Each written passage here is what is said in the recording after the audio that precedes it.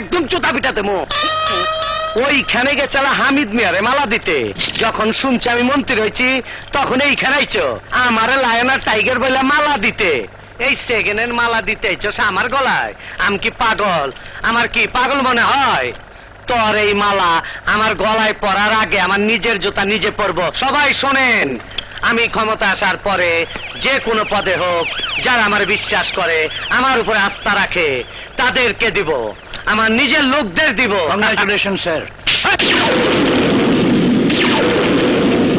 কি কমিশনার, আপনার তো খুব আপন লোক হামিদ মিয়া। মন্ত্রী হইবার খবর শুই না রাত বইয়া ওনার ভাই পুলিশ নিয়ে গেছিলেন নিরাপত্তার জন্য।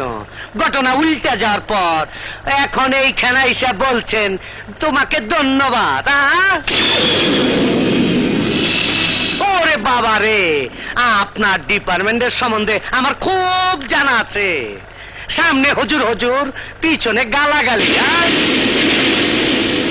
যাও যাও, খদ্দর কাপড়ের পাশে খাকি পোশাক গায়ে দেয়া সিকিউরিটি দিতে দিতে তোমাদেরও রাজনীতির হাওয়া লাইগা গেছে।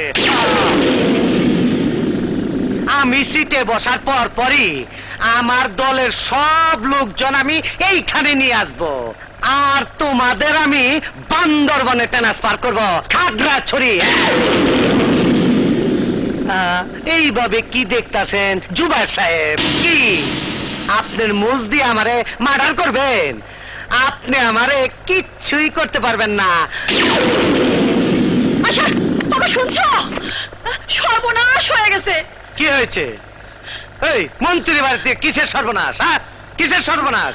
মন্ত্রীর পোস্টটা আবার উঠে গেছে। আব্দুল হামিদ মন্ত্রী হয়েছে, তুমি না।